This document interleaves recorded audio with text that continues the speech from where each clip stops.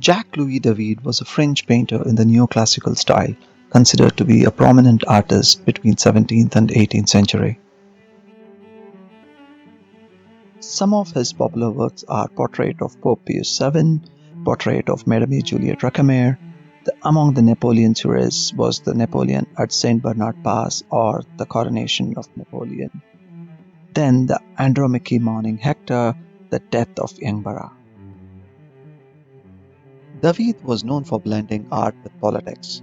He used art as a propaganda tool which played a huge role in the French Revolution. While David was a member of the Revolutionary Committee of General Security, he painted the death of Marat in 1793. It's a painting of a murdered French revolutionary leader, Jean-Paul Marat. The painting shows the radical journalist lying dead at the bath on 13 July 1793. Similarly, another popular painting, the Oath of Horace, painted in 1784, depicts a scene from the Roman legend about 7th century BC, a dispute between two warring cities, Rome and Alba Longa. It stresses the importance of patriotism and masculine self-sacrifice for one's country. Instead of the two cities sending their armies to war, they agree to choose 3 men from each city. Victor in the fight will be the victorious city. From Rome, 3 brothers from the Roman family, the Horaci, agree to end the war. The 3 brothers, all of whom appear to be willing to sacrifice their lives for the good of Rome, are shown saluting the father who holds the sword out for them. Another popular political work by David, the Tennis Court Oath, was painted between 1770 and 1794, showing one of the foundational events of the French Revolution. In the 18th century, an oath had a sacred value and guaranteed a person would be faithful to their word, as in David's own The Oath of Horace. During the French Revolution, collective oaths like the Tennis Court Oath were considered as a factor in national unity and national unanimity. Among all his political works, the most important one is The Death of Socrates, painted in 1787. A few years ahead of the French Revolution, The Death of Socrates was commissioned by 2 radical political reformers who were calling for an upheaval of French norms by promoting a free market system. The strong message that David spread was to committing to the principles even in the face of death 2 years before the French Revolution. In this painting of Stoicism in the face of death, David was creating a strong clarion call for how the rebels should push forward towards their goals, not with cowardice and outcry like Socrates' students, but with self-control, honor, and fearlessness like Socrates. The metric they wanted to improve was clarion call, or strengthening a message that would force people to take action upon.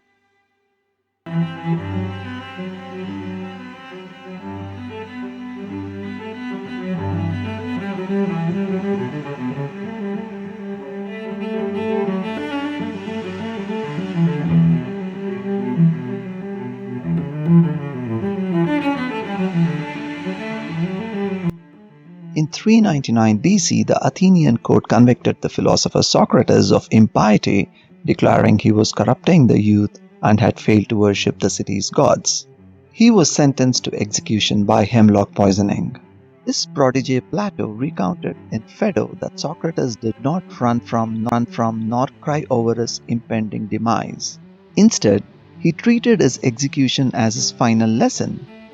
Taking the poison before his students, he did so while lecturing about how he believed in the immortality of the soul, and so did not fear death.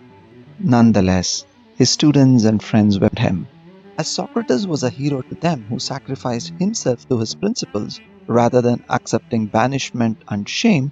Choosing the story of the death of Socrates was the first innovation, and the principle they used was harm to benefit.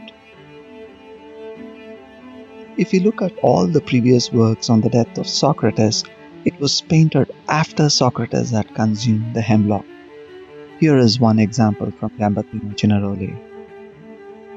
But David chose to select a moment just before Socrates was about to consume the hemlock to make sure the message has the maximum impact. The innovation principle used here is called as prior action. David used a lot of artistic freedom in this work to make Socrates look stronger. Socrates was at least in his 70s when he was executed, but he is depicted to be muscular confident, and strong. He's the brightest object in the canvas, followed by the executioner in red. His hands are confidently stretched towards the hemlock without a second thought, where the cup is in the center of the canvas. To make Socrates look stronger, David also makes characters around him look weaker. When we look through the images from right to left, those dedicated to principles are firm and depicted with straight geometrical lines, while those ruled by emotions are curved and weak, with Socrates' wife Xanthippe in the background. He had used the same principles while painting the Oath of Horace. The man who is preoccupied with his own thoughts in the left is Plato, the man who spread Socrates' teachings. This is David's depiction of Plato, who wasn't actually present at the scene, and Plato was roughly 29 years old when Socrates died. But he's depicted as an old man here, the whole painting told from Plato's perspective. It's Plato's visualization of Socrates' death when we read it from left to right. For example, the gesture of Socrates is actually the gesture of Plato from Raphael's school of Athens. In the center of fresco, as its architecture's main central vanishing point, are the two undisputed main subjects, Plato on the left and Aristotle, his student, on the right. This is how memories and dreams work, and the principle used here is called as another dimension, or telling a story from a new dimension or from a different perspective. David also tries to tell the story from Da Vinci's perspective by reducing the number of people from 15 to 12 during the time of death of Socrates, similar to the number of disciples present in Da Vinci's Last Supper. Lastly, David's signature can be spotted on the grey bench on which a man is sitting with coral robe. That is Crito, a companion of Socrates depicted in Plato's work. It is believed that this signature placement means David related mostly to Crito. This means the painter saw himself as someone who clutches at the morals and values that Socrates represents, which is suggested by how Crito clutches at the philosopher's thighs. A good business example of using clarion call is when you want to take the business case to the next stage. It could be selling an innovation, or convincing the sponsors to fund the project, or any scenario where you need the support of the stakeholders. I have trained Athena to think like David based on the principles that he used in Death of Socrates. Let's see the innovations that Athena has generated for a similar business example.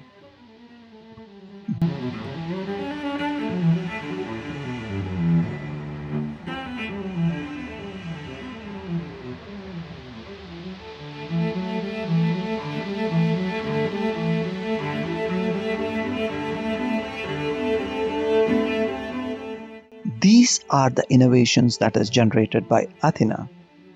First one, call out the most important and relevant business problem.